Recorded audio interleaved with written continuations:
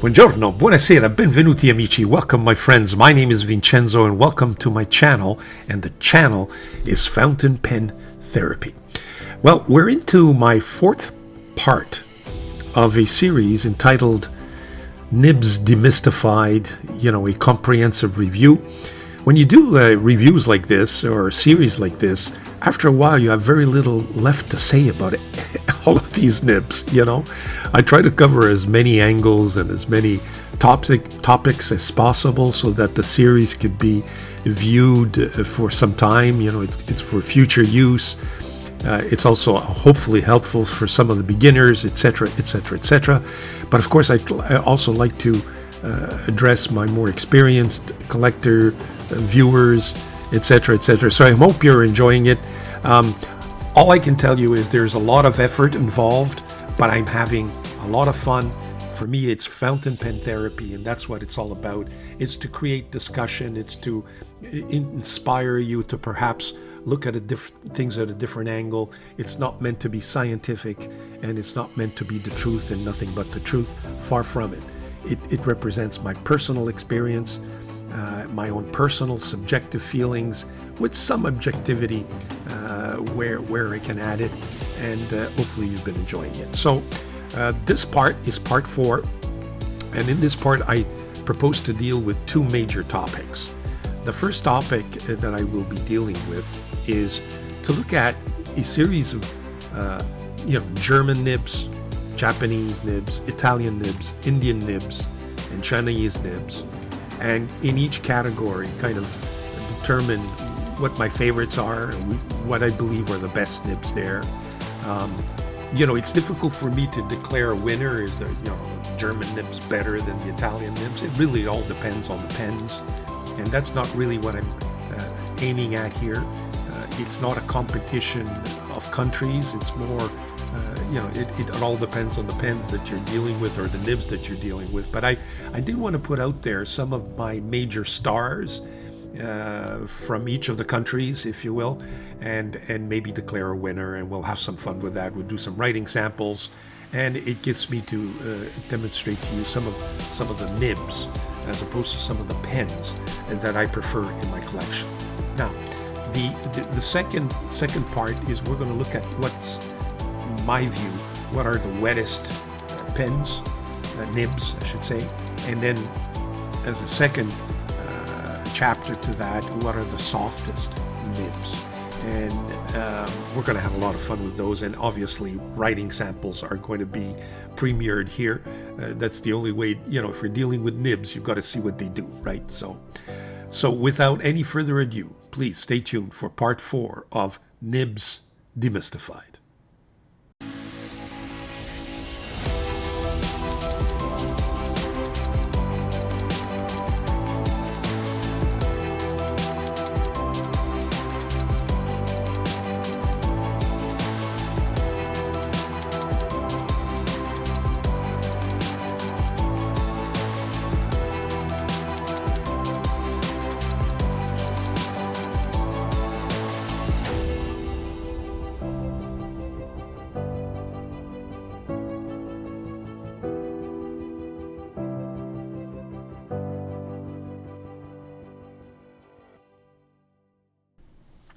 Okay, so for this first part, or I should say first chapter of this part 4, which will deal with, a series of nibs from various countries, if you will, what I propose to do is I'm going to lay out for each of the countries what I feel are my favorite or the best, what I feel are the best nibs that are manufactured in each of the countries, and we will maybe choose 3 or 4 from each, do a writing sample, and perhaps declare a winner.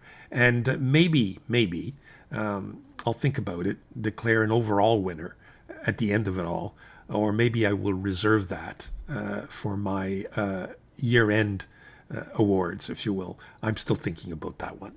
So let's get down to it. We'll go to my overhead camera and we'll start looking at some nibs, if you will. Okay, so here we have some German nibs.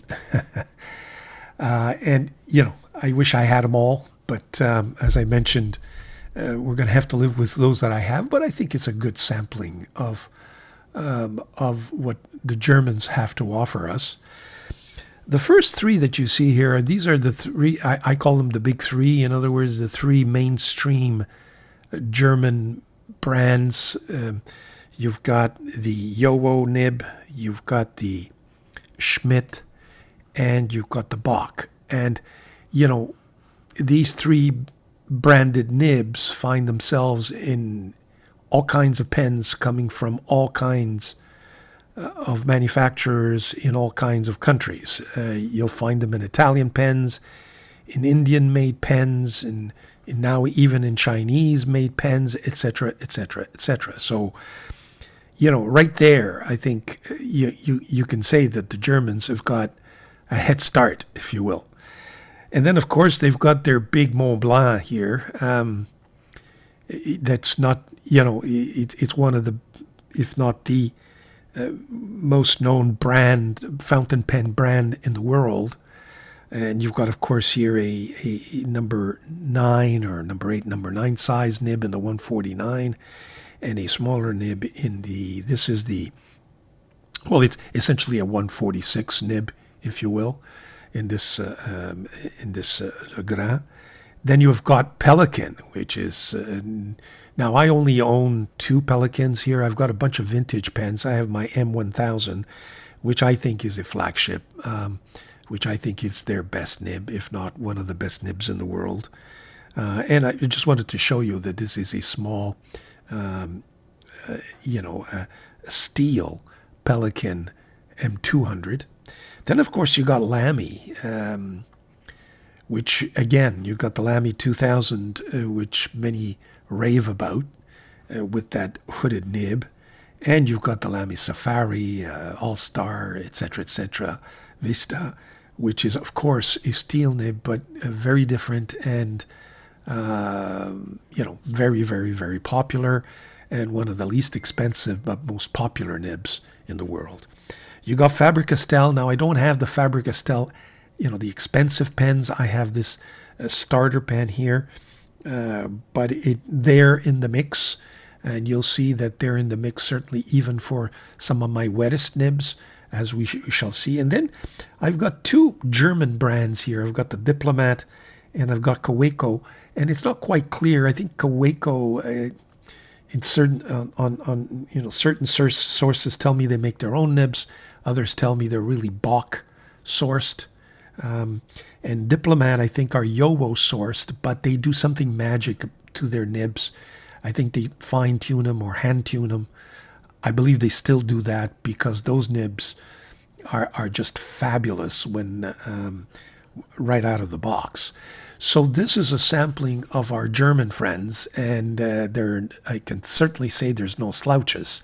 And of course, I'm missing from this list Online, I'm missing Otto Utt, and I'm missing Waldman, just to mention a few, and I'm missing a whole series of Pelican, the M200 right up to the M800, which is not to be ignored either. So I think the Germans are well positioned and certainly in the mix for the best nib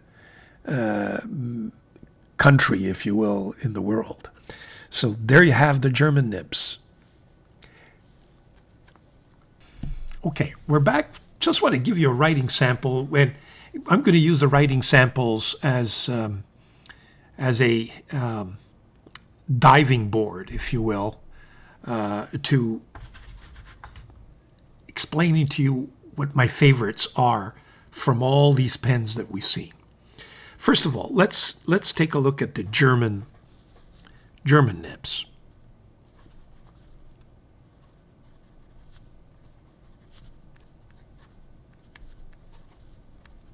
My top contenders are this Mont Blanc 149. It's got a number 9 size nib. It's wet, little feedback,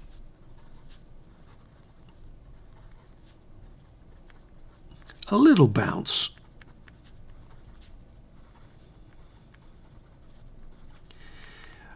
You know, it's got the brand reputation.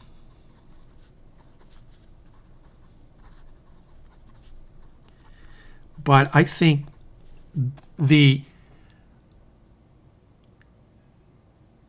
best parameter, if you will, that it's got going for it is the fact that this pen is absolutely reliable.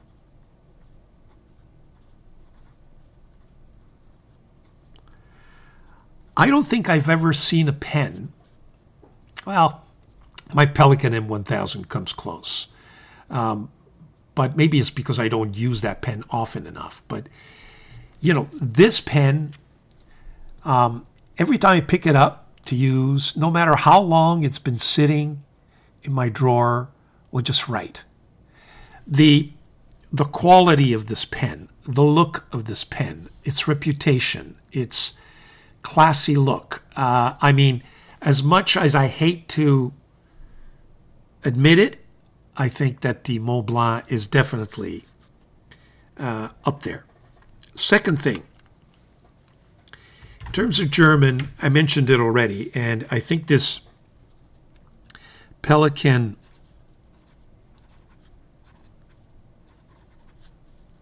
M1000 with this huge 18-karat nib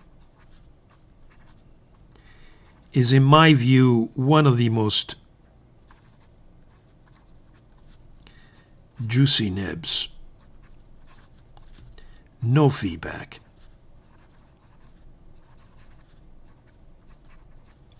Very soft and springy.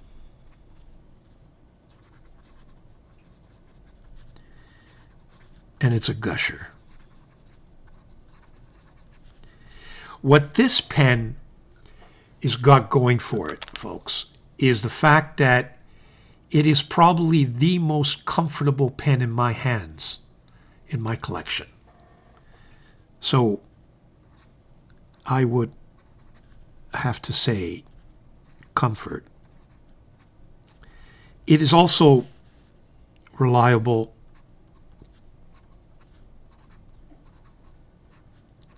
And it's got a reputation.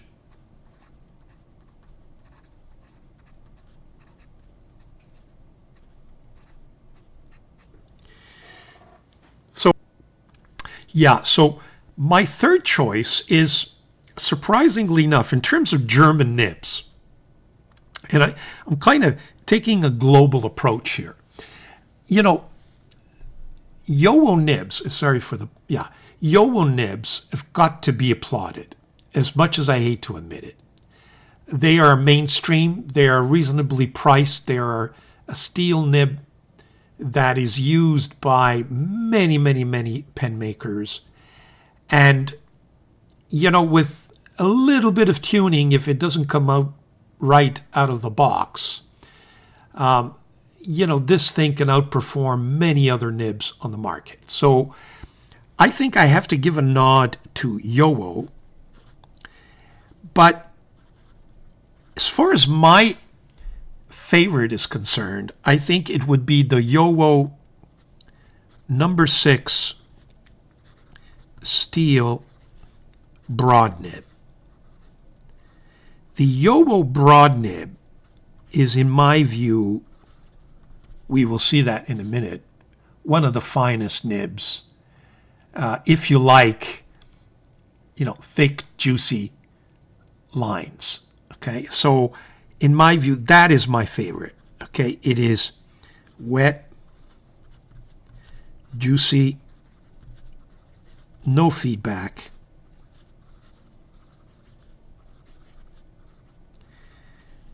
It has no bounce, so it's fairly stiff, fairly reliable, and just an excellent everyday carry. As I call it, a go-to pen. In my view, 10 on 10. So those are my 3 German contenders. And from this, who do I choose?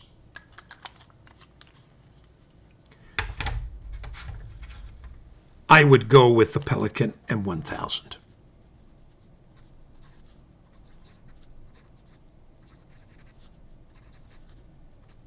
Why?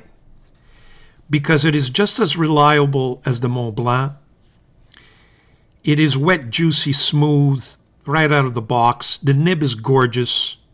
The comfort is much more comfortable to write with this pen than it is to write with the Mont Blanc. So I have to give it a nod. And in my view, it's the Pelican.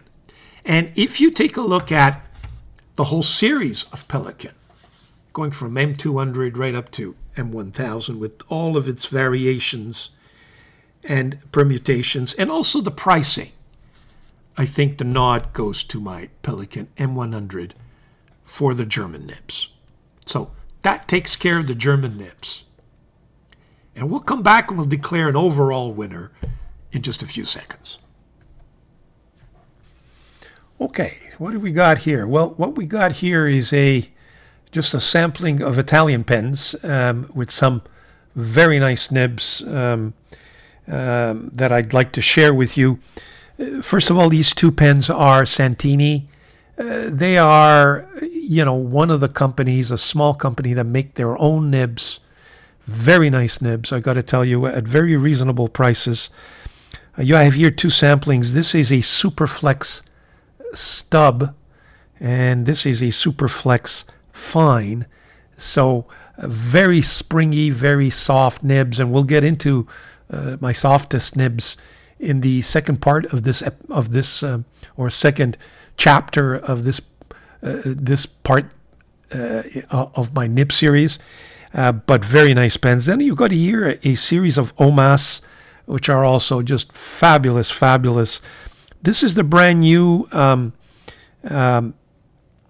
Omas Bologna with a Regalia nib, which is essentially a Yobo, but they've kind of done their own thing, if you will.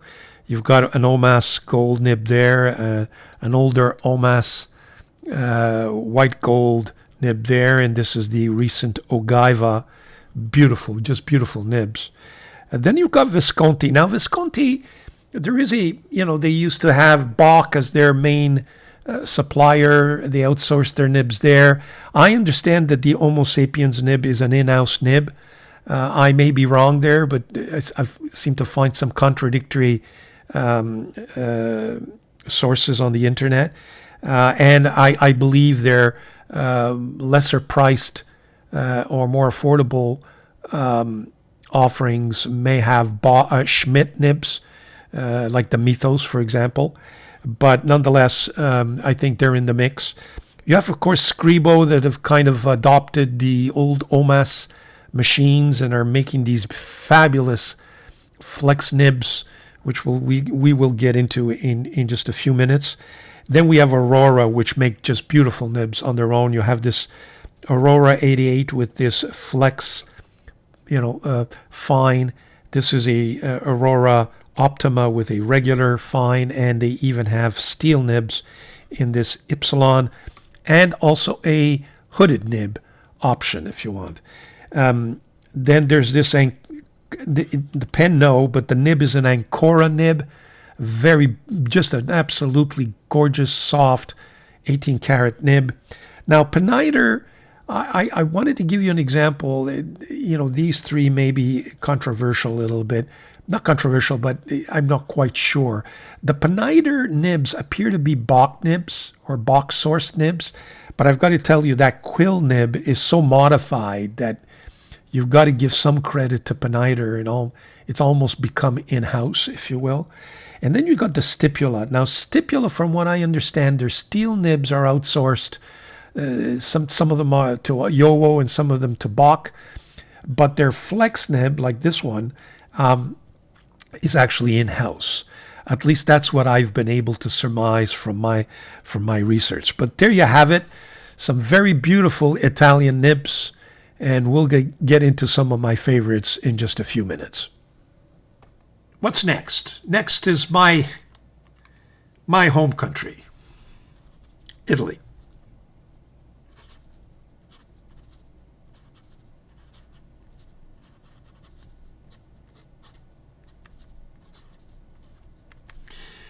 And you'll permit me, I have 4 that are my favorite, and I just couldn't decide on 3, and not in any particular order, because I will declare my personal favorite at the end. But first of all, let's start with the Scribo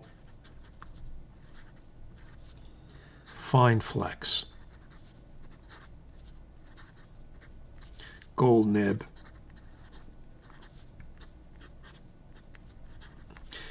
Soft, flexy. It gives you line variation just naturally. It is a gusher. It is smooth. It is extremely reliable.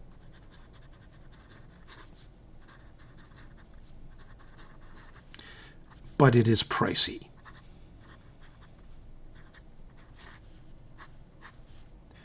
It's in-house, it's small company, but very, very nice. So that's the Scribo. Next,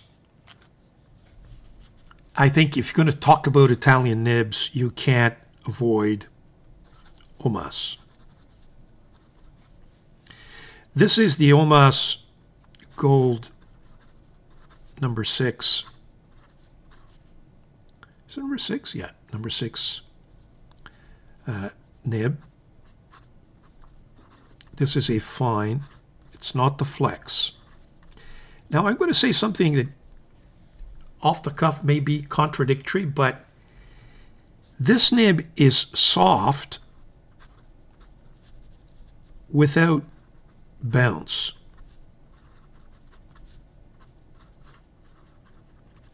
In other words, the feel is unique. You get the sense that you're bouncing, but you're really not. It's very wet, very smooth,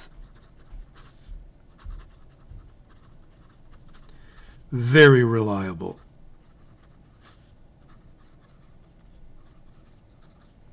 But again, very pricey. Okay. Next on my list is Santini.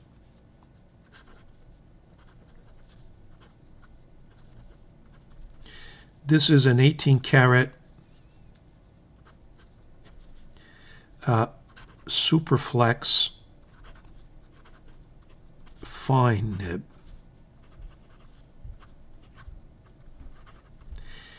It's fine, soft, bouncy, just a little bit of line variation.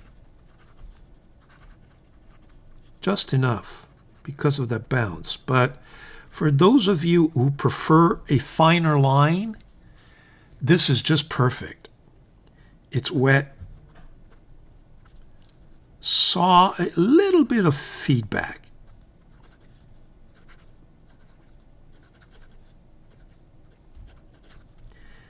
And very affordable, in my view, when you compare it to the others. That's, I think, a key for the Santini. I would recommend everyone to get a Santini 18-karat nib. And the Superflex, really, really nice. So that's the Santini.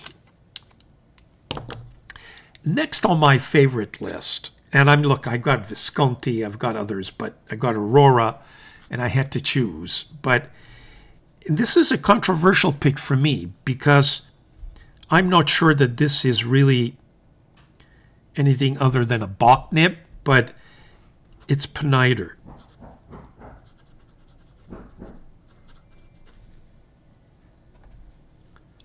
Now, and in particular, when I speak of peniter, I'm referring to the quill nib.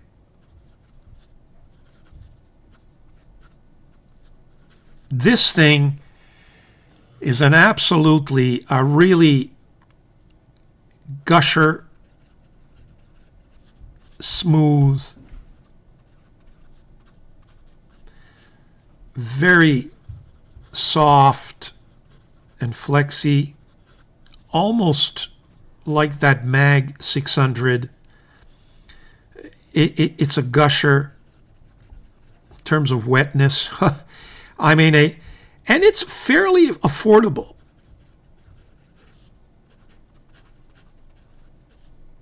Depending on which pen you buy it on, okay?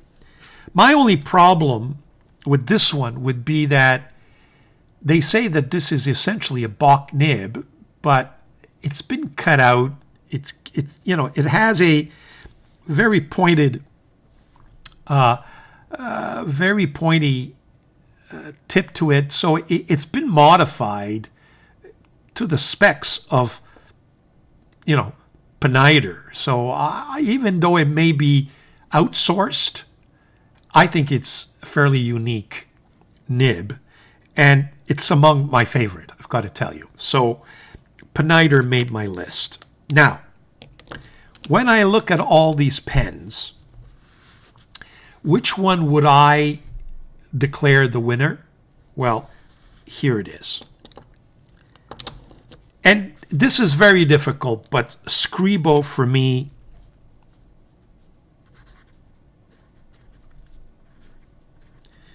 is number one. My only complaint is the price,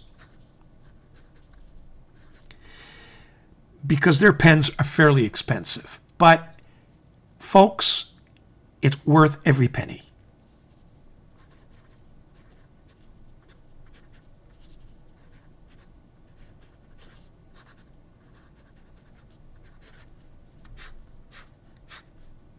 Beautiful nib. Just an absolutely beautiful nib. So there you have my picks for the Italian nibs. What I've got here for you now is Indian nib offerings, some of which are, you know, amongst my favorite, I've got to tell you, presently in my collection. And, you know, there are many more, and some may actually come from the same factories, and I'm not quite sure. I try to do my best in terms of research without spending, you know, hours and hours, because you kind of get lost in the internet sourcing, if you will. But from left to right, here you have a sampling of the Magna Carta nibs. You know, I have this huge Mag 800. You have the regular Magna Carta nib.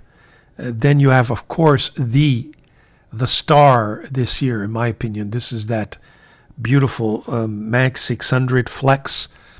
And you have the brand new Magna Carta Urban with that Fude nib, which is also fabulous. So Magna Carta is certainly, in my view, a front runner these days.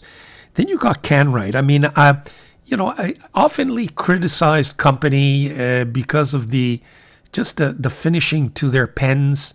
I think if they would just pay a little more attention to the manufacturing of their pens, quality control, and just the finishing touches, they'd be right up there. Because those nibs, and you have a sampling here, you've got a kind of regular nib there, and that's a double broad, and they go from, you know, all sizes. And then, of course, you've got this kind of a semi-flex Canwright, and then you've got a kind of a full flex there, Canwright. After that, you have FPR, Fountain Pen Revolution. I understand, although based in the United States, have they get their nibs done somewhere in India. They suspiciously look like Canwright, but they just don't write like Canwright, so I suspect it's someone else. You have a sampling here. You've got a regular FPR there, and you've got a dual colored fountain pen Revolution Ultraflex extra fine and an Ultraflex extra fine in the chrome finish. Very nice. These days, some of my favorite nibs are right there. I've got noodlers now. I understand they have their nibs outsourced in India. This is a regular noodler's nib, and this is that triple. I think they call it the triple tail. Then you have Osprey, which again, kind of look like Canwrite and Fountain Pen Revolution, but write very differently. I've got a titanium version right there of a regular sort of a semi-flex nib, and then you've got a more flexy nib here from the Osprey. And then you've got other companies, and I've just got two here, kind of lesser quality, but you've got the Wallity nib there, and you've got an ASA nib there. They're not bad, but they're not considered to be the best nibs. Certainly they're not the best nibs, Indian nibs in my collection. And then, of course, you've got plenty of companies that, fortunately or unfortunately, outsource their nibs, and most of which give you the choice. And in fact, some of the choices are with the German nibs, Yowo and Bach, for example, Ranga, for example, Lotus, Vizier, etc. So there you have it. That's a sampling of Indian pens, and we'll come back and I'll tell you my favorites, if you will. Okay, so the next series of pens are Indian pens.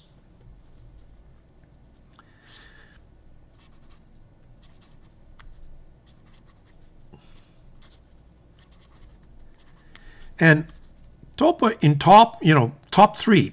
First of all, I think you can't speak of Indian nibs, it should say, rather than pens, if you don't look at Canwrite. This is a number 6 steel broad nib. It has kind of a semi-flex cut there. So there is a little bit of bounce. Very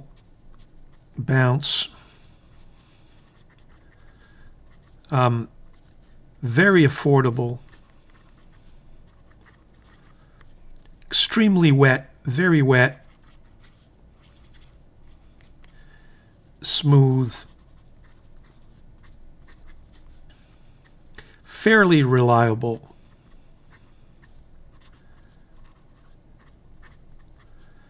And I would say an everyday carry, for sure. So that's for, and I should say here, nibs as opposed to pens. Okay. Now, what's next? Top 3. Well, in my list is this fountain pen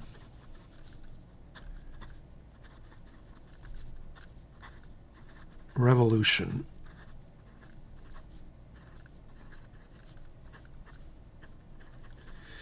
And it's this extra fine Ultraflex, which is such a joy and so much fun to write with. I think it's a very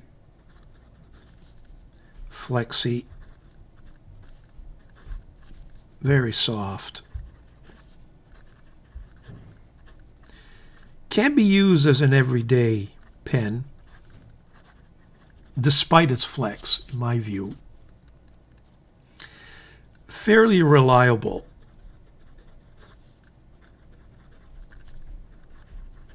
And affordable.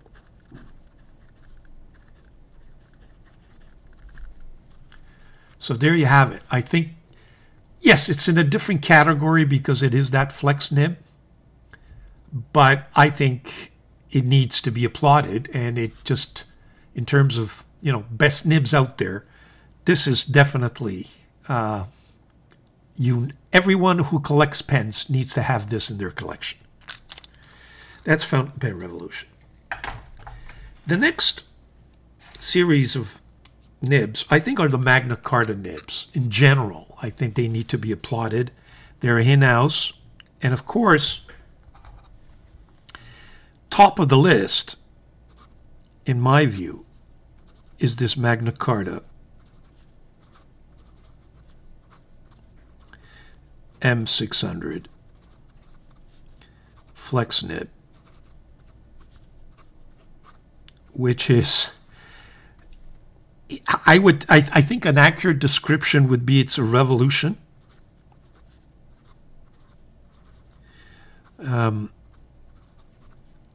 It's bringing back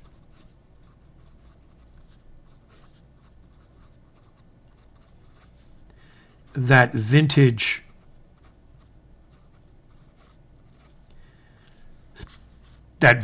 feel. Okay. Look, it's fairly smooth. The line variation is almost inevitable. And sorry about that, I'm railroading it. That's one of its drawbacks, but okay, line variation is always there, and it goes from anywhere from, I would say, from medium to triple broad easily. But this is a fun pen, not, in my view, an everyday carry, but needs to be applauded. But there are other Magna Cartas, but I chose this one.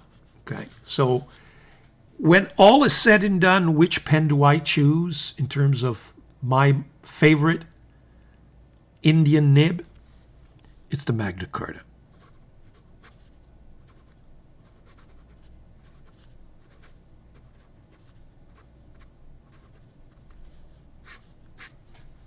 There you have it.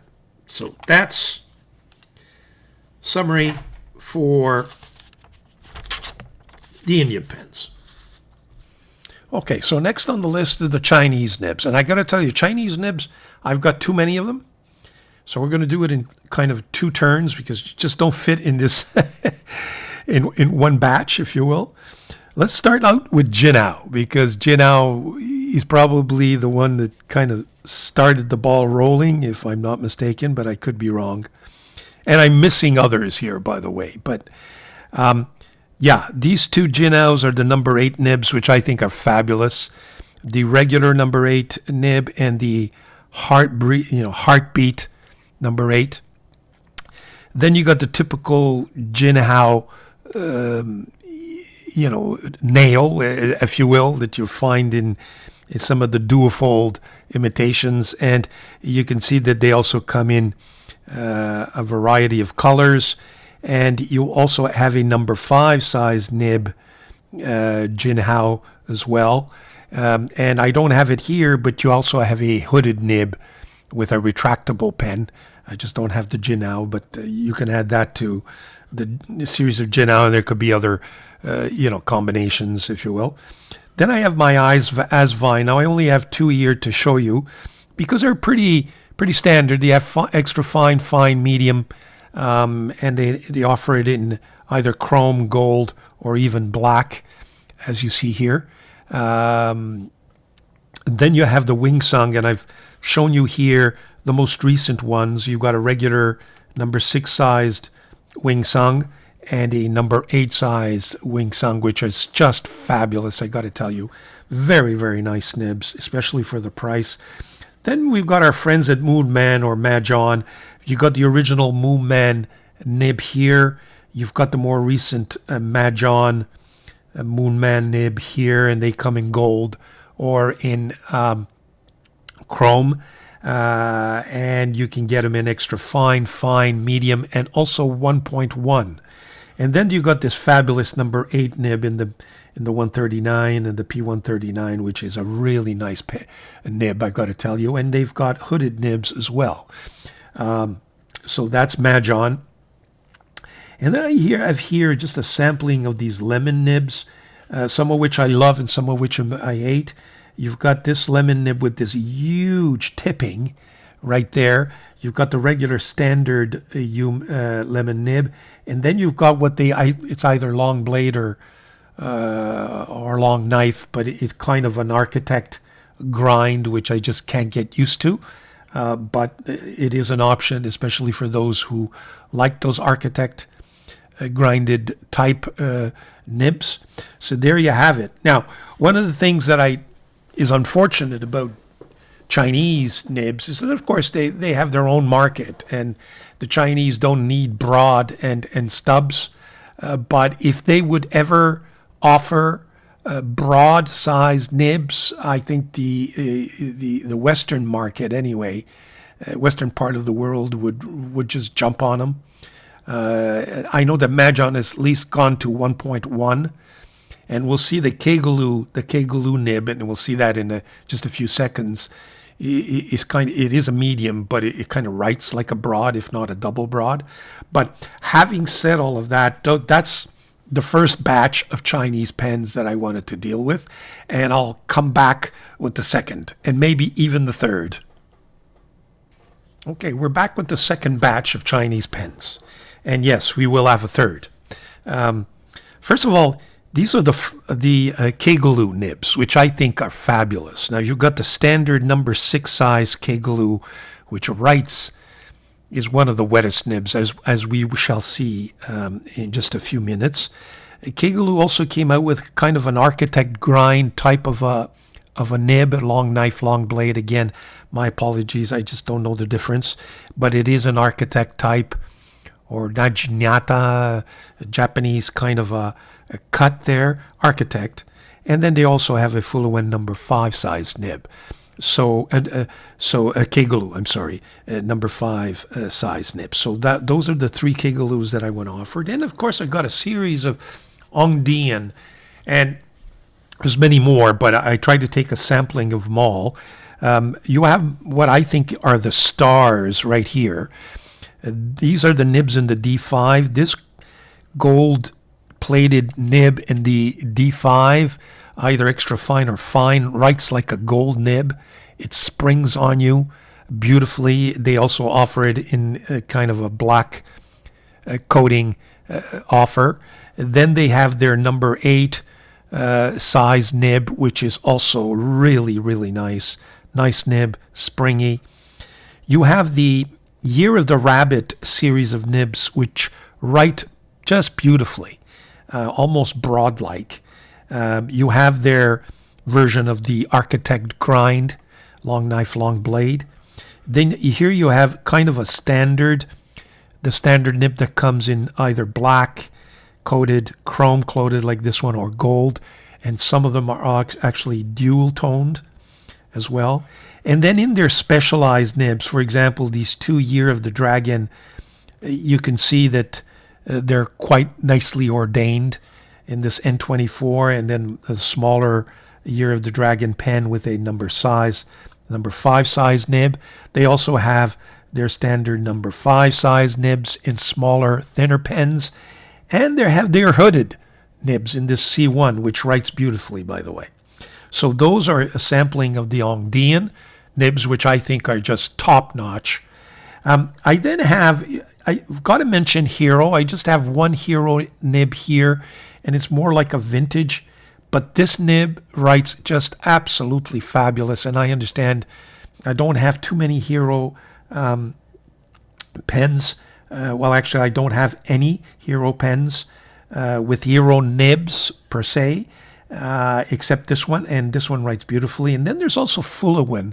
Now, Fuluwen come in this 017 model, and I would say to you that the nibs in their earlier versions were just fabulous, almost up to par to the Kegaloo. But recently, in some of their new 017 versions, I find their nibs are not up to scratch, need to be tuned right out of the box. But Fullerton, I think, is also another company that needs to be mentioned. I think, yeah, the next series of nibs are the Pen BBS. And I've got to tell you that recently Pen BBS have come out with these completely crazy nibs. And unfortunately, I haven't been able to buy any because I just don't know where to buy them. They're all over Instagram and Facebook, but every time I write a little note saying, well, it's nice to show them, but where can I buy them? I have no idea. There may be some Chinese sourcing that I need to look into. But these are the nibs that I found several years ago when Pen BBS was coming out with pens almost two a week. And you have some sampling here. This is that beautiful medium Pen BBS nib, which is really juicy, absolutely fabulous. The next three here are your standard Pen BBS nibs going from extra fine to fine, and in different colors. You're going to have them just pure chrome, duo-toned, or in gold-toned. Then you have a series of kind of special nibs with special pens. This is a year of the bull, so they've got a special nib there. This one here, let me just see. I can't see. Okay, this is Amber is a cat nib. This is the, again, apologize. Yeah, this is Ear of the Rat. So a special, and this is one of their calligraphy nibs, which has got kind of a very special, special grind there, almost nice tipping, and they do have a very special calligraphy series, if you will, and that's really the only calligraphy nib that I was able to purchase. But there you have.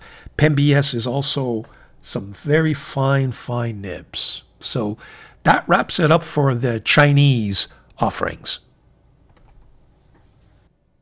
Okay, the next category is Chinese nibs. What have I got for you? Again, I could not make up my mind, and I've got a lot to share with you, or that you saw. I had almost three sets of Chinese pens, so you'll permit me, I've chosen four. Okay, now let's go over these. So these are the Chinese nibs.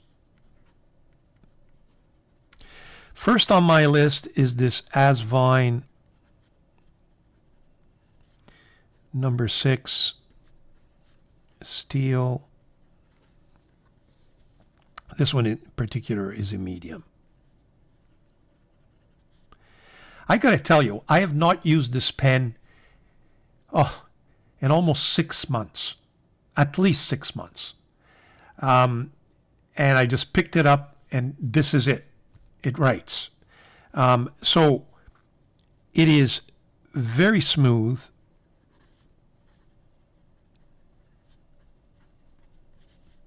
No feedback whatsoever. Extremely reliable. It's also very wet. Does it have a spring? Some softness. You know, it's not as stiff as the Jinao regular nibs, if you will. So, got to be probably amongst the best Chinese nibs that I can recommend to you. That's Asvine. Second is one of my favorite nibs, but this may not suit everybody. Okay, this is the Kegaloo number 6 steel. This is a medium, but take a look at that, folks. It writes like a broad. And it is the smoothest wettest, and most reliable Chinese nib.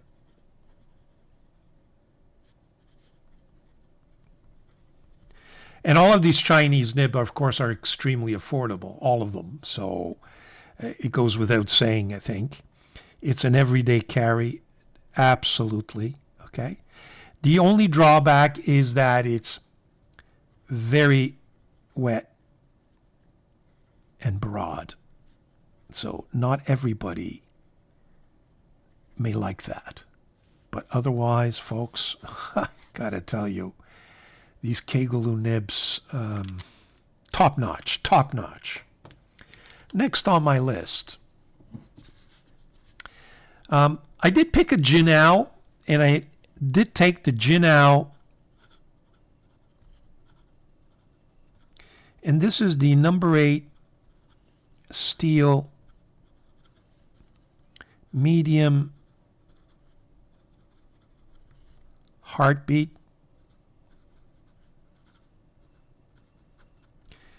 Very smooth, most reliable, wet, fairly stiff, no bounce. And not everybody likes that bounce. And definitely an everyday carry. So that's for Jinao. Now, I did have the Winsung number 8 size. I did have the Mahjong number 8 size. All of, they're all very nice nibs, but I find that this was the most reliable one. I took all 3. I hadn't used them in a while and just wrote with them, and this was the only one that wrote. The rest were pretty dried up. It's got that big, huge, converter that may explain things. But so based on that, I went with the Jinao number 8. Final on my list, but it is, I tell you right now, it is my favorite. It's this Hongdian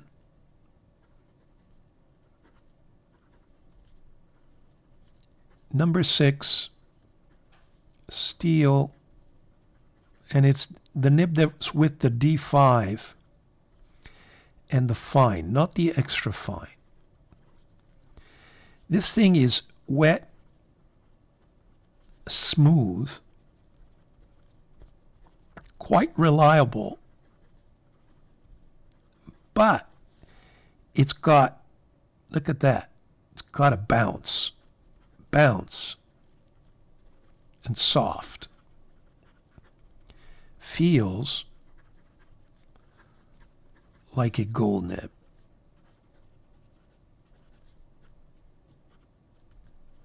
So there you have it. That's my winner. All the Chinese nibs. This is the one, folks. You got to get it. In the fine. Don't get the extra fine is nice as well, but I think this has just a beautiful bounce. Number 2 on my list is Kagaloo, but that's really very subjective just because it may be too broad for some people. So there you have it. It's the Hongdian D5 nib, and I don't know how else to describe it, but it's a nib that comes with that D5 pen. Those are my Chinese pens. Nibs. Okay, so now we're in the next category, which is Japanese nibs. Now, all right, if you notice, I'm wearing a different shirt because this particular portion of this review is taped several days after the others. Let me explain. I had to do Japanese nibs, but I found that I was missing 2 pens in order to do this category justice. And so I had to wait for these pens to come in. I purchased them. One of them is a beautiful Grail pen that I've been meaning to purchase for some time and that I've reviewed, I think, since. I've reviewed before this particular video gets published. And the other one I have not reviewed, but we'll deal with them in a second. So that explains why maybe different decor or different clothes are being worn because it's being taped at a different time. But now that I have the nibs that I wanted to have, I think I'm ready to jump and show you some gorgeous Japanese nibs. Overhead camera, be right back. Okay, so here's my representatives for Japanese pens. Now, there could be others and other makes that I fortunately don't have. But you'll see here I have a bunch of pilot pens, I have a bunch of sailor pens, and then I have a Tacha pen, but that has a sailor nib. So we're talking about Japanese nibs. It's in the picture, okay, for that reason. Now, are there any other Japanese nibs that I don't have? Well, there's certainly pilot nibs that I don't have, and I'm sure several other sailor ones, etc. But these are the ones that I have, and we're going to take a look at them, take a look at the ones that I prefer the most, and then maybe even declare a winner at the end. Okay, so what do we have here? Well, here we have a series of more affordable pilot pens, which are the Kakuno. This is the pilot, I think they call it the 7G. You've got the Pereira. You've got the Metropolitan, which, by the way, I have a stub on this. And this little steel stub on this Pilot Metropolitan is just fabulous. My favorite nib of the steel nibs, if you will. The rest on my Pilot selection are all, by the way, gold. So we have this, which is the what is it, 95S, I believe they call it. Yeah, it's the E95S, which I regrettably think is overrated. I don't believe that the writing experience with this nib is as good as many people make it out to be. Yes, it's special. Yes, it's nice. Yes, it's very enjoyable, but it's not to the level of the A23 or the other nibs that we're going to be looking at. That's at least my opinion. I should mention that this Vanishing Point does have a 14 karat gold nib as well. But I just can't get to use these Vanishing Point types of nibs. They dry out on me fairly quickly. And I just don't enjoy the writing experience, if you will, but they are practical. So we have the 95S. Then I have the Falcon, not the Falcon nib, the Falcon. Is it Elbow or Eblo? I forget now what the exact reference is, but this is the Falcon nib, which is got that, curved, very stylized nib, very unique. So that's the Falcon. I then have the 74. What's special about this 74 is that it has a music nib, which I really, really enjoy. We then go up in category. This is my 742 with a flex nib, the FA15, which is flexier than the next one. And I've also replaced the feed with a special ebonite feed that I bought on Flexi Nibs. So this pen is certainly one of my favorite. And I think it will make an appearance in my next section of this video when we talk about soft nibs.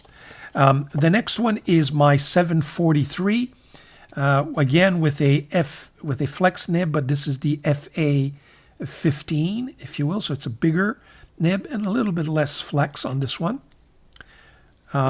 Finally, I end with my A23. That's the highest category. Unfortunately, I go with Pilot. There is one missing here, which I'm working on. And that, for me, will not be the Pilot Custom Urushi 845, because that's just, a different pen with the same nib. But it's definitely the Pilot Urushi, the big one, the number 30, which I'm missing here. And maybe missing even the next one, which is the big Emperor, if that's under the same category of Pilot.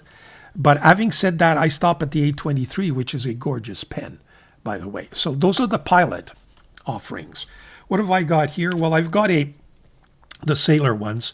I start with the only, very low-end Sailor, and this is the Sailor Twist, which I reviewed this year, which is a new novelty of this year. I then have the Pro Gear Standard, not the Slim. Pro Gear, which it was one of the pens I was waiting for, which I finally received, that allowed me to go and complete this portion of the video. So it's the the Sailor Pro Gear, regular or professional. It's not the Slim. I do not own a Pro Gear Slim, if you will. I'm not sure I'll ever own one either. This is the Sailor Prophet 1911 standard or regular size, not the Slim. So that's the 1911. And this was one of the pens I was waiting for, which of course is the Sailor King of Pens. I chose to buy it in this Prophet cigar shaped as opposed to the Pro Gear shape. And it's in the precious resin with gold trims as opposed to the ebonite. And of course, it's not one of the limited editions. But nonetheless, it forms part of my collection, and I'm glad I have it in there. And lastly, but not least, is this Tatcha. And the reason why I've included it, because it does have a nib, a Sailor nib, which is a kind of a double broad. So I thought I would include it in the list. So there you have my list. What we'll do is we'll come back with my favorite, do some writing samples, and declare a winner. Be right back. Okay, so we're back with some of the writing samples. Now, the first one that I've chosen for you, I mean, you know, this is an outstanding starter pen. It's the Pilot Metropolitan. It comes in different colors and shapes. I wanted to just feature this one because it has a stub nib, which I think for its size and for its price is just fabulous. So this is the Pilot Metropolitan.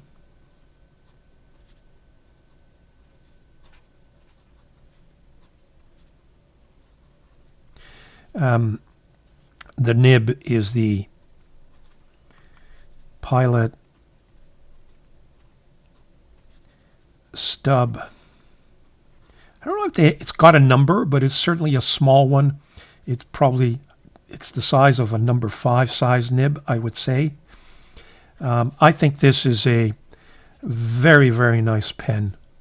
Take a look at the line variation that it gives us. For a starter pen, I would recommend this pen also with this stub. Very nice. So, although I got to tell you right off the bat, it's not my winner. It's certainly one that I needed to mention. It's my number 4 on the list. Now, number 3 on the list, and we're talking about nibs. So, although the pen itself might be rated much higher, it's the A23. As far as my my third choice, it would be this Pilot Custom A23. So we have Pilot Custom A23. This has a broad nib. Oh, sorry, broad. Very, very nice. So even juicier than than some of my other pens that are fine or medium. Very nice. I've got to tell you, many say that if you have to, you know, leave this planet with one pen, this would be the one. And the nib is no exception. Very nice. So that's the Pilot Custom A23. Is number 3 on my list for Japanese pens. Number 2 on my list, I have to go with this 742 Flex FA number 10. So FA10 nib, which I think is spectacular, especially with this modified ebonite feed. So this is the Pilot Custom 742, but with the Pilot FA10 with a ebonite feed.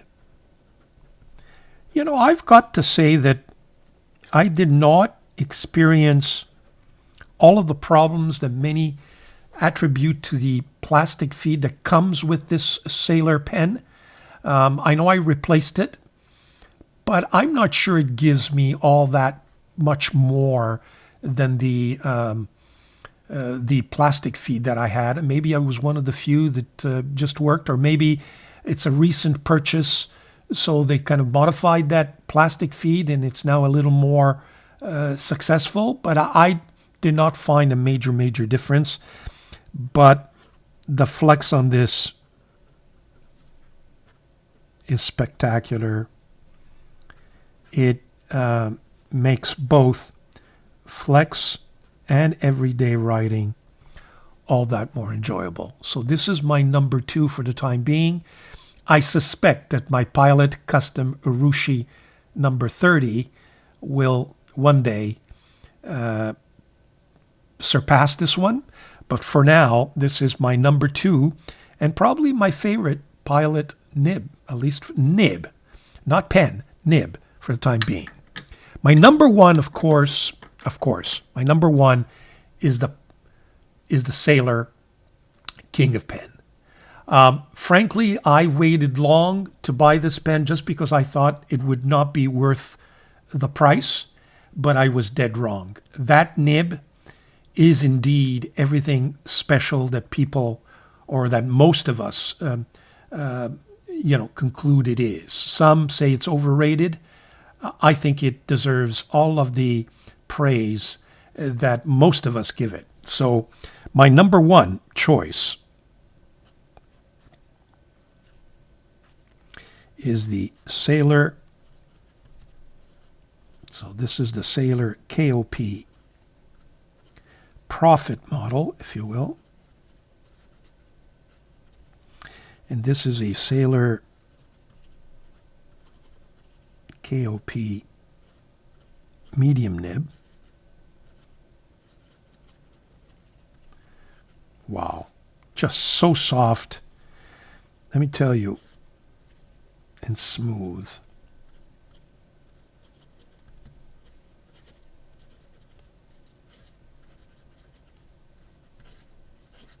So, I mean, I can't see how this, at least for this category and for the pens that I have in the batch, is not number 1. It definitely is number 1. Will it be surpassed by any other pens in the future, including my Pilot Custom Urushi that's in my head and it's on my Christmas wish list? I told all my family, just put your money all in the same basket. All I want is one gift. But it's hard to ask. It's a hard ask. It's $1,000 plus. I may have to buy that on my own. We shall see. But there you have it. My number 1 Japanese pen for the time being, anyway, is the Sailor KOP, not favorite pen, sorry. Number 1 favorite nib is the nib on this Sailor KOP. There you go. So I don't know if you agree or disagree with my choices. Would be nice to get some feedback. Let me know. Maybe you have a Japanese nib that you prefer over those. Please let me know which one it is. I know the music nib is very interesting as well and could have made that list.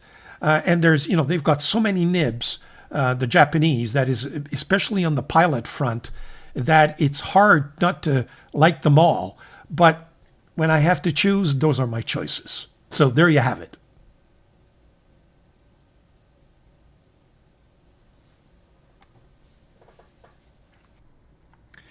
Okay, for the second chapter of this part, we'll be looking at 2 topics. One, what I believe are the wettest nibs that are in my collection, and what I believe are the softest nibs in my collection. And I've got a good sampling. And for those of you who are interested in those 2 characteristics in a nib, then I think you'll be able to enjoy this, and hopefully there'll be some nibs there that interest you, or that you've been thinking about, and it'll provide some additional information or some additional insight. So let's look at what I believe are the wettest nibs in my collection. Now, in terms of wettest nibs, it goes without saying, I think anyway, as a general rule, that the broader the nib, so you know, there's a big difference between writing with excellent ink on excellent paper with a fine, fine nib and a broad nib. And the broad nib just naturally going to appear to be wetter because there's more ink that's being put on the paper. So it would be unfair to say, or what are the wettest nibs, regardless of the size of the nib. I think anyway. So and when I was thinking about this subject, I said, well, that I'm going to have a bunch of broad nibs, and I'm not going to deal with any others. But you do have, I think, at least I have in my collection, some fine nibs and some medium nibs that are very, very wet. So what I propose is I'm going to take a look at the wettest nibs that are fine, the wettest that are medium, and the wettest that are broad. Okay? So let's cut out to my overhead camera, and let's start with the fine. Now, for example, the first pen I propose is this Omas with an Omas fine nib. Omas Agave, a beautiful pen. And so this first category is going to be the wettest fine nibs. And again, there may be others, and I'd be interested. Please let me know, because that's one of my, one of my preferences. So the first one would be the Omas, and this is a 14 karat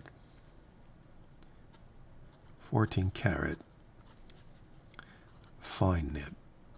Now, the beauty of Omas is that they also have a fine flex nib, or a flexier nib, softer nib, and I just not been able to get my hands on the modern version, but stay tuned. I'm still looking. So this is definitely a very wet nib, as you can tell, for a fine especially. There is no two doubts about it, in my view, that this nib is just a very, very wet nib. So that's my Omas. A second choice that I have for you is this Joya pen. It's tuned very nicely. The pen itself, we're talking about the nib itself, we're talking about a Yowo nib. So this will be probably my Yowo representative, or one of them anyway. And so this is a Joya Yowo fine nib, and it's number 6 steel.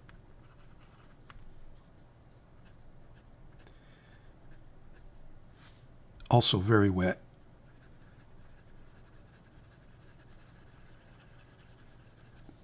Okay, that's Joya. Next on my list is this. This is the Visconti Homo sapiens.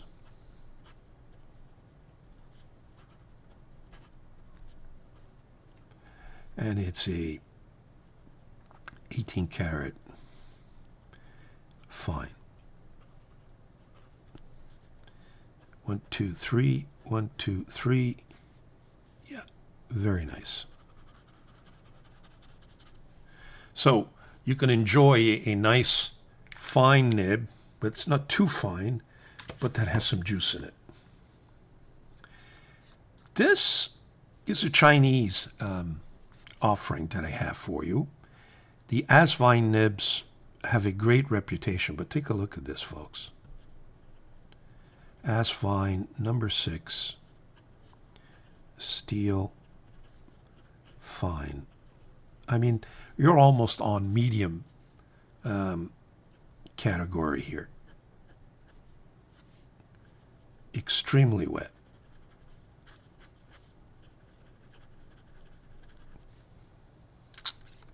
That's the Asvine.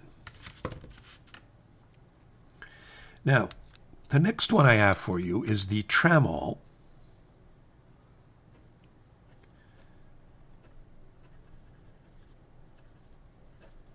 And I forget the model.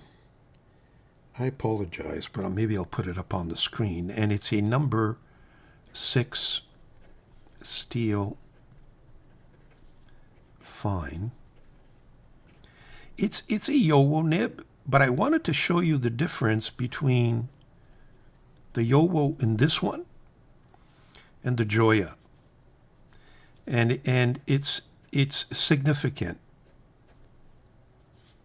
It's wet, but in my view, it is not as wet and fine and as juicy as the one, the Joya. So, you know, right out of the box, there's a little bit of hesitancy here. So you can see the difference between a pen maker that pays some attention to tuning their nibs before putting it in the box, such as Joya, and maybe others like Leonardo, Delta, etc., and maybe you know, Tramol, who just takes the nib, puts a little decorative, you know, embossing on it, and puts it in the box, and the rest is history. So there is a difference. The next one is, it's in this Majon, but it's a Majon pen. But take a look at how juicy this nib is. And I find that the Bach nibs in the Majon pens are just fabulous, and they're all fine nibs. So this is a Bach, it's my Bach representative, if you will, number 6 steel, and it is just absolutely juicy. I find that if I'm looking for a fine Bach nib, all I have to do is look in my Majon pens, and very nice, very nice. So that's my Bach version of it. And lastly on my list is this Aurora, who make their own nibs, on this Optima. So this is the Aurora.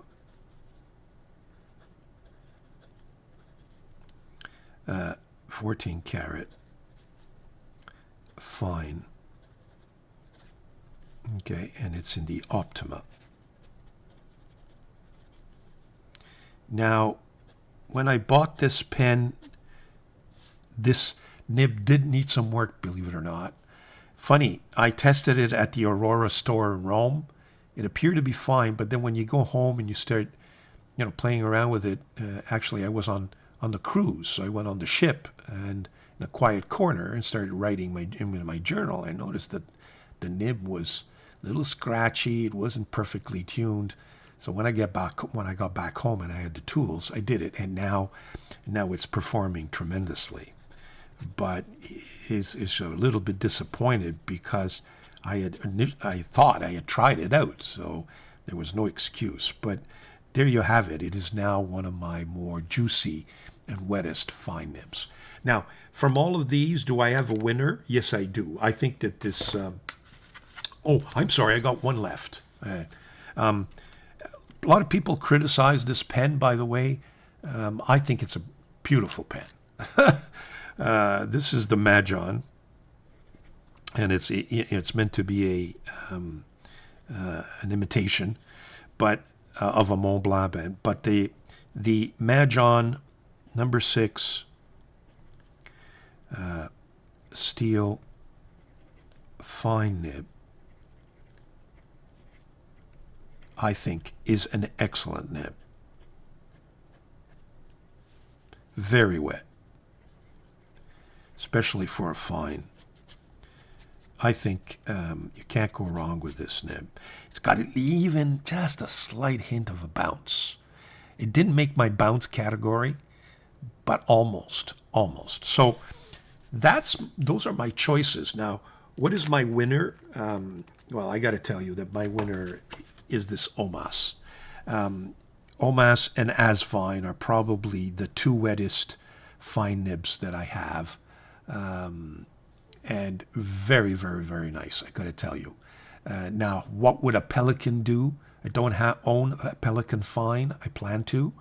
I don't think that the Japanese nibs like Pilot and Sailor in the fine would probably not be in the wettest categories. But this Omas, that, by the way, I've not posted a review yet. It will be coming soon. It's been prepared, but it hasn't been published. I think that my Omas takes the prize, with the Asvine nibs second. So there you have for the fine. Next, let's take a look at the medium.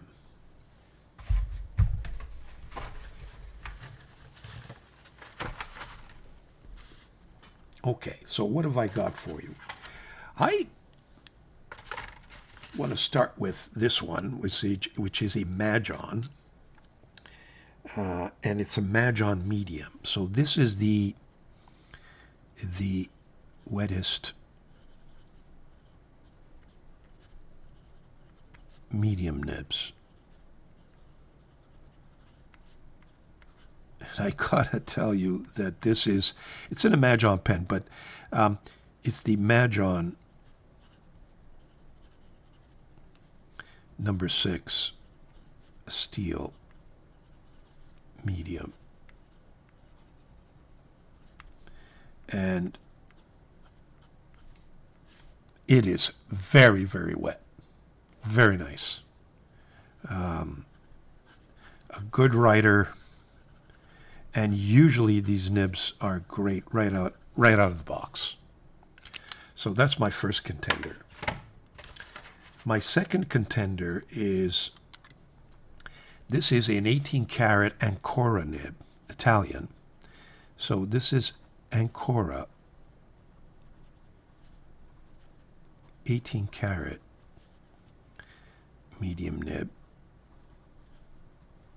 Take a look at the thickness of that medium. Let me tell you, very, very wet.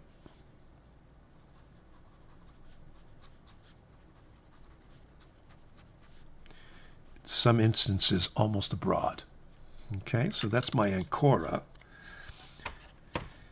Third, and it's not in any particular order, by the way, is this Asvine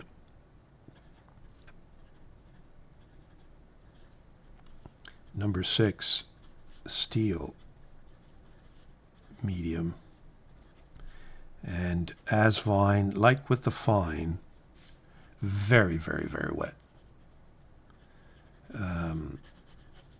I mean, the line is very medium, but juicy wet, without being a gusher. Not yet, anyway. Then I have this Joya, which is again, I picked the Joya just to show you how they can turn a Yowo nib into a much better and better performing nib. So this is my representative for Yowo, number 6 steel medium, tuned by Joya, if you will. And very nice. It's got kind of a chalky feel to it, as compared to my Asvine, which is like a little wetter, I think, in the scheme of things. Then I have, in this Admock, which is an imitation of the M800, I have the representative for Schmidt. Now this is a wet medium. Number 6 steel medium nib. Very, very wet.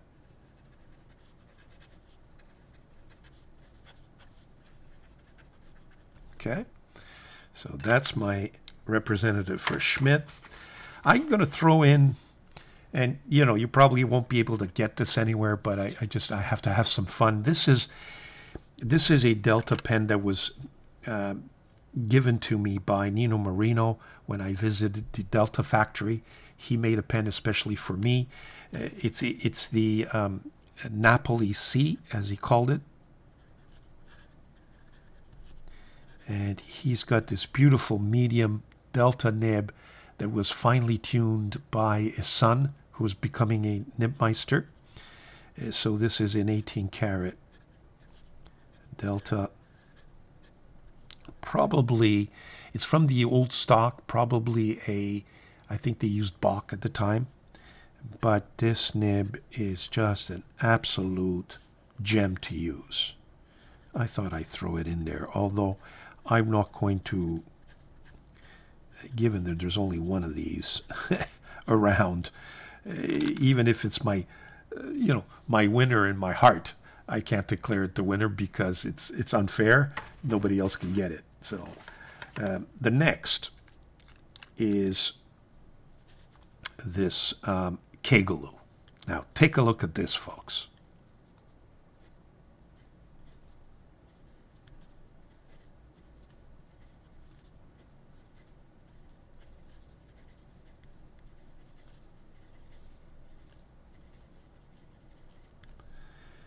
This, folks, is without a shadow of a doubt the wettest medium nib that I have in my collection. I can't say enough good words about Kegeloo nibs. Well recommended. Number 6 or number 5. They're amongst my favorite. And so there you have my representatives, and the winner is definitely my Kegeloo. Okay, so that's for medium. Okay, excellent. Now let's keep going here. That's medium. I've got a bunch of broad now, and we'll see what broad has got to offer. Okay, the first one is this Schmidt broad in this Bennu pen. So this is the wettest broad nibs.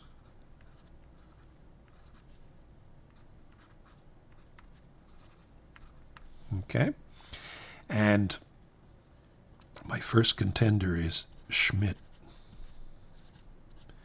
Number 6, steel broad.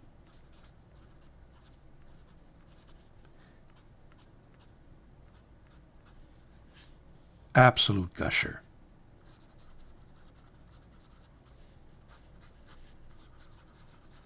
Smooth. One of my best broad nibs. Number 2. This is the Pilot Custom 823. So is it the 18? Is it an 18 karat or a 14 karat? And you know what? I forget if this is 18 or 14. I apologize. It's there, but I can't see it. Anyway, it's gold nib. I just mental blank there.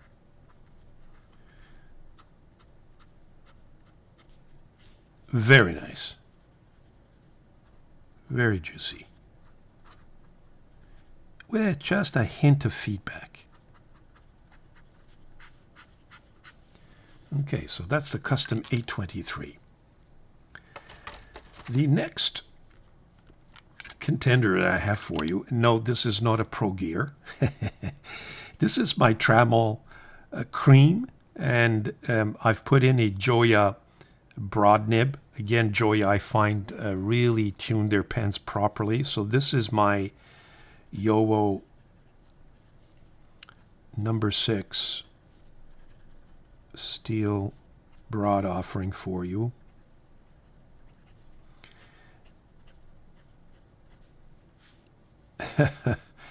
Man, oh man, oh man. I find that in Yowo nibs, my favorite Yowo nibs used to be 1.1 stubs, and now it's become the broad. Very, very nice. I got to tell you, the broad nibs that Yowo has to offer are really, really, really juicy. So that is my Yowo representative. Now, you know, I can't not put in this Mont Blanc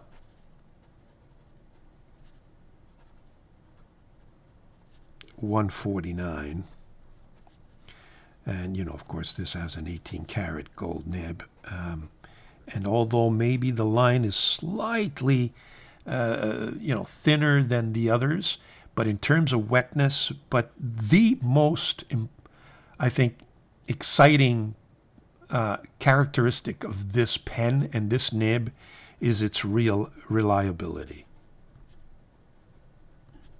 And by that I mean that, you know, no matter how long it stays in my pen case unused, when I pick it up, it writes without any hesitation whatsoever. So, as much as I don't love Mont Blanc, I love my 149. And especially given that it was given to me by my wife. Now, let's look at what Sailor has to offer. This is a 1911. So this is the Sailor 21 karat. What they call the HB nib.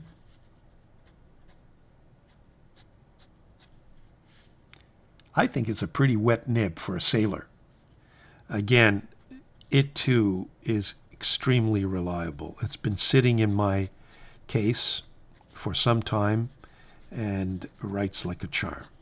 So I got to throw in this Sailor. Although the line is more a medium, Western medium, than it is a Western broad, I still got to give it a nod. Now, don't get excited. This is not the real thing. This is the Majon V60, but I changed the nib, and I know that Inquiring Minds did a review on this pen. He destroyed it. He couldn't remove it. He thought it was garbage. But I got to tell you, folks, I've had a lot of fun with mine. I've replaced the nib. I didn't break anything, but I replaced the nib with this Bexley. So this is a Bach, but in a Bexley carcass, or maybe Bexley tuned, number 6 steel, and broad. And I mean, folks, talk about a wet pen. And I find that I don't have the same wetness in other Bach medium nibs. So this is very, very wet.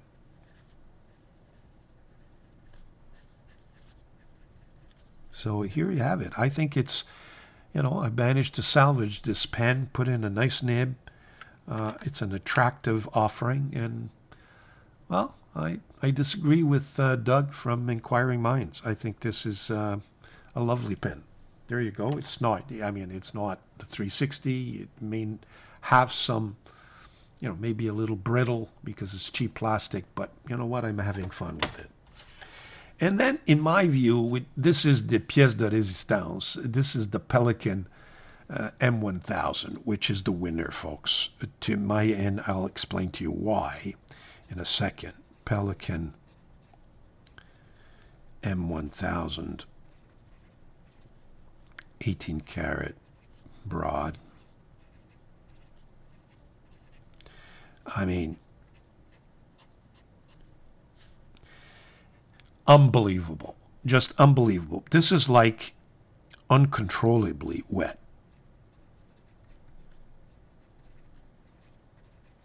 It's like writing on water. So and it's so smooth. I mean, I don't know. I can't stress how. And I'm just trying to move my camera. Just give me a second here.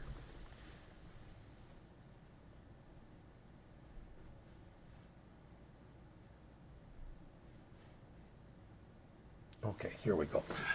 So those are all my offerings for the wettest broad nibs, and the winner is definitely my Pelican M1000. Okay, there you have it. So I have maybe one other category that I'm going to quickly deal with, although, you know, I didn't deal with stubs and I didn't deal with 1.5 or 1.6 because just by definition, I think they're meant to be wetter, just the way they are nibbed. But very quickly, I wanted to mention to you the wettest architect nib that I have. So this is the wettest architect. And some of you might say, why are you doing an architect? You hate it, Vincenzo. Yes, I do. I don't like architect nibs, but I find that these nibs are really nice. So the first one is this lemon architect nib, or long blade, long knife. I don't know how they call it. So just very quickly, I won't go through the second one is this pen BBS. And again, if it skips, it's because I don't know how to write with these things. Pen BBS calligraphy nib. Very nice. Okay. The next one is this. Is this another lemon? Yes, it is. So I don't know what the difference is. I think this is hand polished lemon as opposed to the other one that wasn't. Very, very wet. Then I have my Keligoo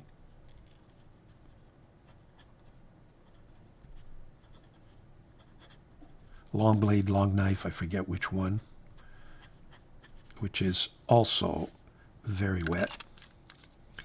And finally, I have the Hongdian Year of the Rabbit.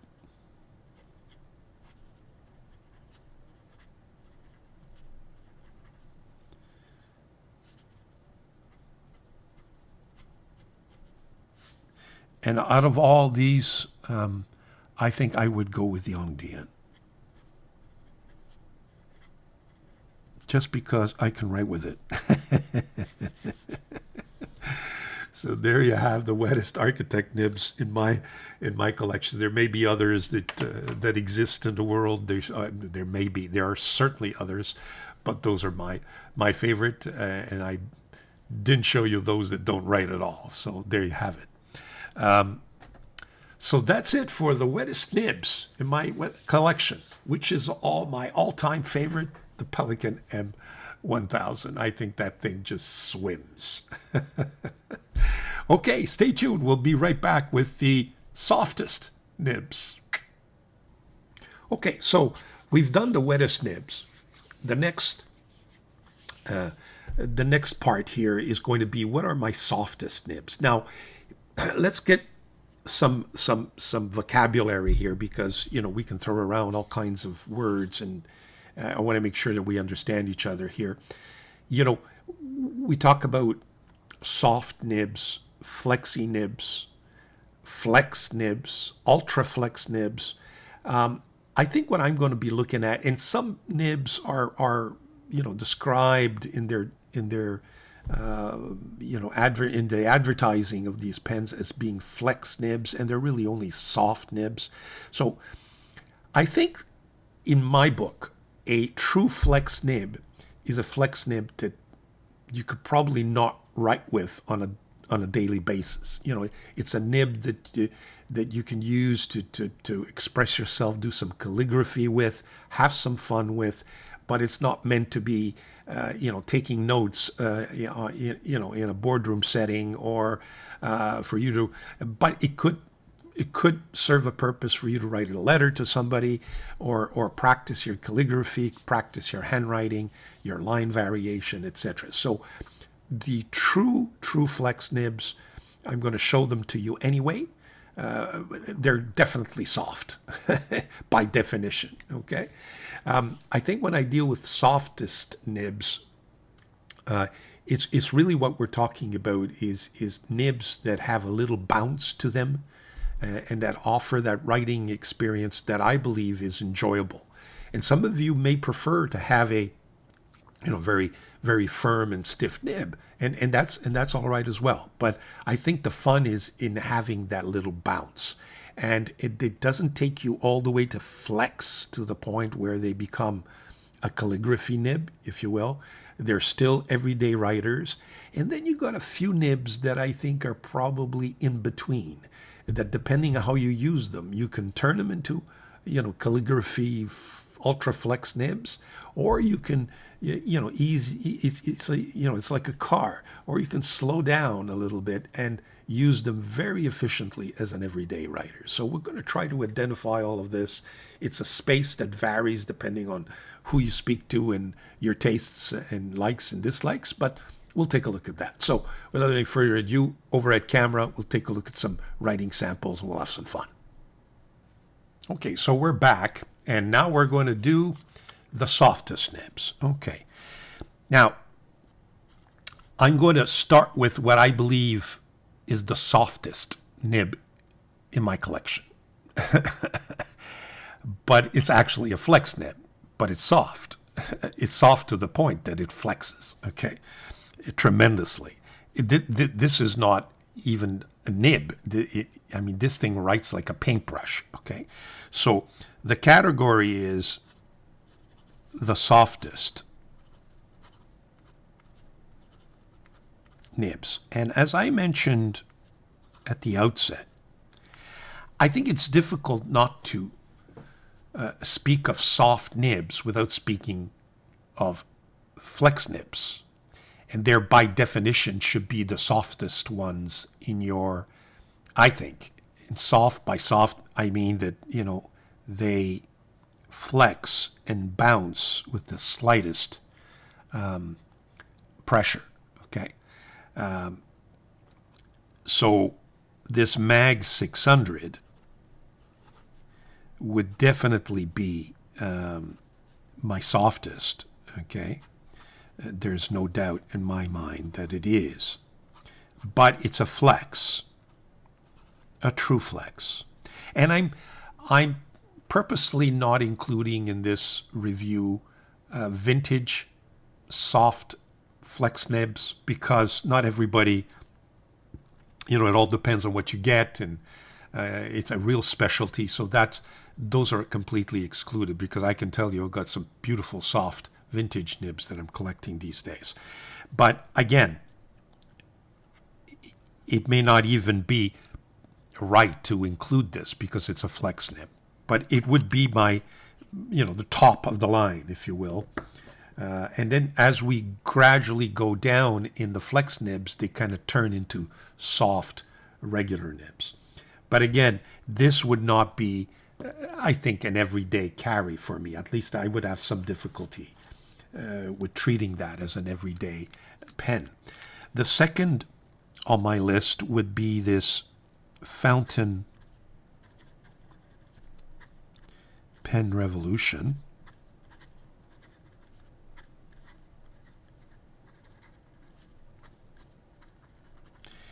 This is an extra fine Ultra Flex.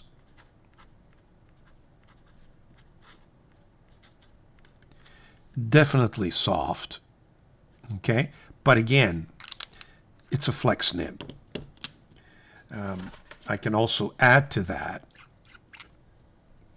this Good Blue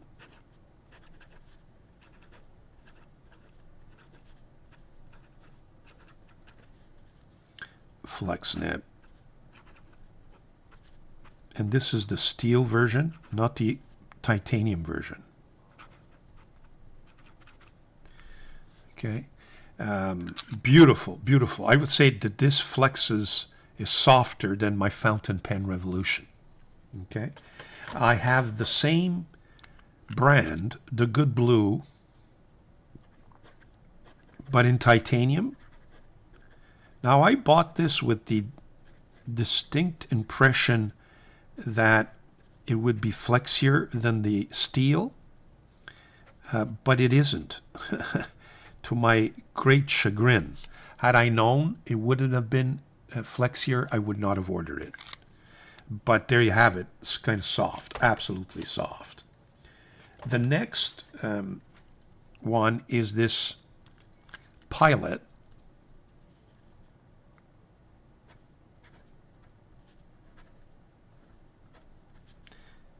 FA10 nib with a replaced feed. Very, very, very soft. In terms of softness, I would say my Mag number 1, this Pilot number 2, and the Good Blue number 3. But you can probably get away with this pen on an everyday carry basis. And then, of course, I've got this beauty, one of my favorites, which is the Peniter quill nib. I mean, this thing is so soft that it's kind of a different writing experience from the Pilot. The Pilot is a little thinner because it starts thinner and you can get it to go very wide, whereas this is a broad to begin with. So difficult to compare, but it's along the same lines in terms of softness.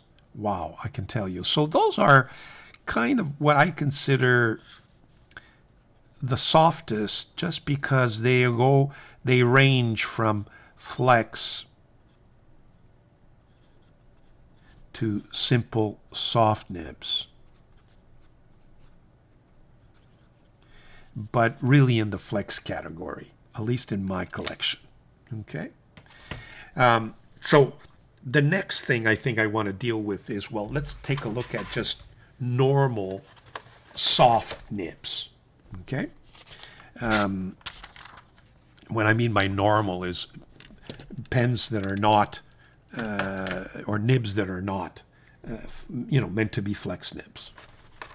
Okay, so what have I got for you? The first one is this Mayora number 8 titanium, and it's a fine.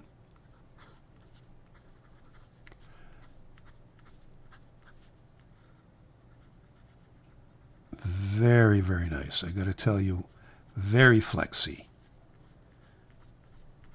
It's got that bounce. Okay. The second one on my list, but not in any order, eh? I mean, this is the Pilot Custom FA15 nib. Again, what I like about this one is that this one has got a better spring back than the Mayora. So this thing can spring from fine to double and even triple broad with its original plastic feed. Very soft. And some would even argue, well, Vincent, you've got it's not a soft nib, it's a flex nib. Surprising winner. This is one of my favorite nibs, Chinese nibs. This is the Hongdian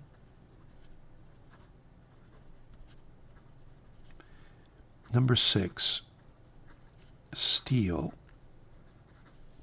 fine, but in the the D5. I mean, this thing, originally I said it in my review because they were offering this nib, this pen with a gold nib, and I seriously thought that they made a mistake and gave me a gold nib in this pen, or gave me the gold nib version of this pen. But as it turns out, other reviewers have the same, have the same pen, and they also noticed that this got a beautiful bounce. So again, this is probably, what I mean by a soft, everyday carry sort of a nib without being gold, which is amazing. The next one is this Cypress.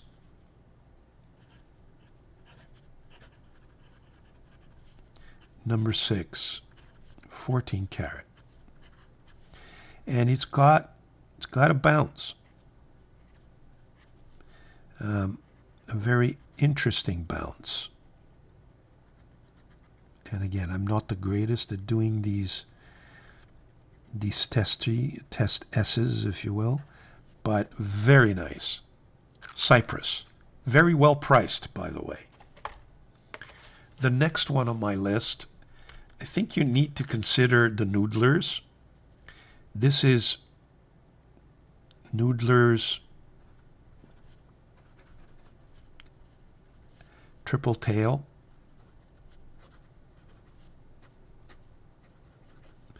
Some would argue that this is a flex nib. Yeah, I guess I could put it in that category, but I'm mentioning it to you here. Okay, let's take a look how thick that line can become. The next one is this, one of my favorite pens these days, is this Scribbling Fine Flex. Now, is it 18 or 14? 14 karat. This is an absolute joy to write with. Again, some would argue, well, maybe this is more of a flex nib. It isn't, because you could, in my view, you can write with it, every day. But, again, the language varies from person to person. Just bought this. I will be reviewing it soon. This is the Santini Libra. It was on sale at Pure Pens. Very nice. So this is the Santini 18 karat Superflex Fine. Very nice. Talk about a springy nib.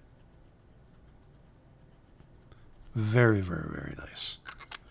One of my favorite.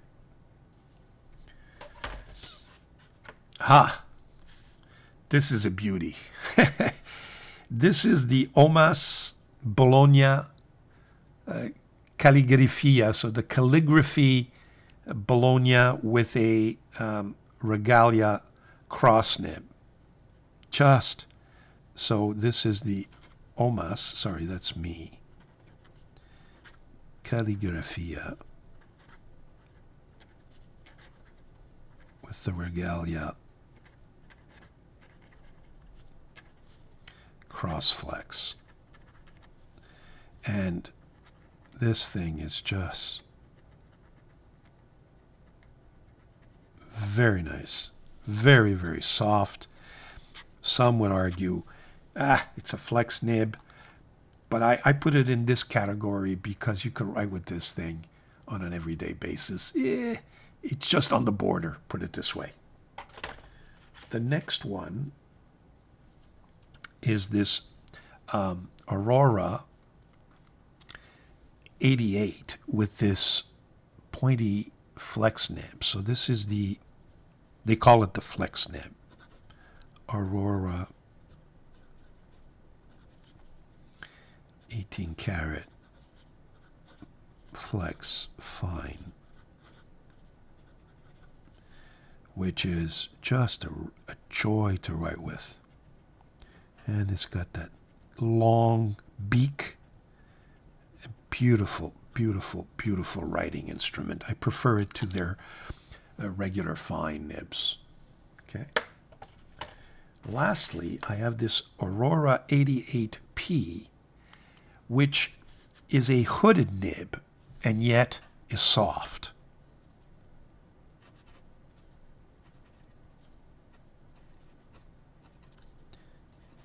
.88P, so it's a flex, it's a fine, soft, but in a hooded nib.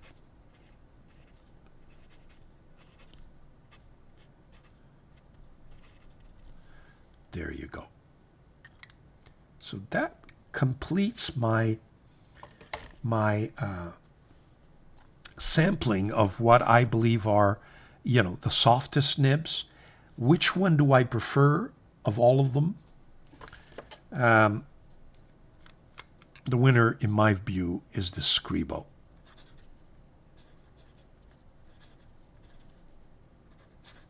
The Scribo Fine Flex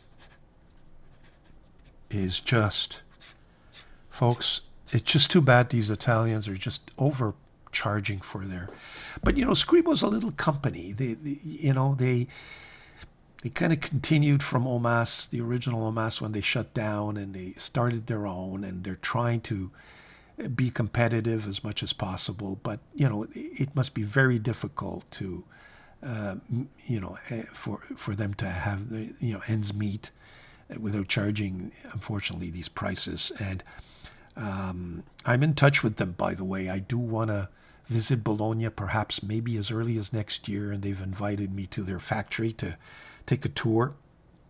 And apparently they may be coming up with a new pen sometime, or a new model sometime soon, and they said they would reach out to me to get a pen to me as quickly as possible for me to review. But so far, I'm enjoying the Scribo. I'm so glad that I bought this when I was in Italy. I'm enjoying it. I enjoyed it immediately, and I continue to do so. It's in my everyday writing experiences, I can assure you. So Scribo wins my softest nib award, if you will. So that kind of wraps things up in terms of the softest nibs. And of course, those flex nibs, I mean, the softest, simple as those words are, nib that I own in my collection is the Mag 600, because it is not only a flex, but is so soft that it feels like you're writing with a paintbrush. But my favorite is the Scribo. There you go. Okay? Thank you very much for joining me. That really wraps up this part 4. I hope you've enjoyed it so far. Now, I'm going to introduce a part 5 to this, and hopefully everything will be in line sometime soon. I've reached out to Joshua Lax, a Nibmeister. He's offered to come on my show and give us his perspective from a Nibmeister point of view. We haven't quite figured out the agenda for the episode yet. I'm going to let him decide what he thinks is the most important thing to outline to you guys as a Nibmeister. But I figured you cannot have a series on nibs without speaking about Nibmeisters and modification of nibs, repair of nibs, etc., etc., etc. So there you have it. Stay tuned. Part 5 coming soon. Grazie molto. Thank you very, very much for joining me. Hope you've enjoyed this. Please subscribe. If you have any comments, I love to hear from you. These days, I'm really caught up at work, so if I don't respond as quickly as I've done in the past, please forgive me, but I'm going to try to get to you all as quickly as I can. If you like this, please let me know. If you don't, let me know, but explain to me why. And folks, enjoy your pens. Fountain pen therapy. Ciao.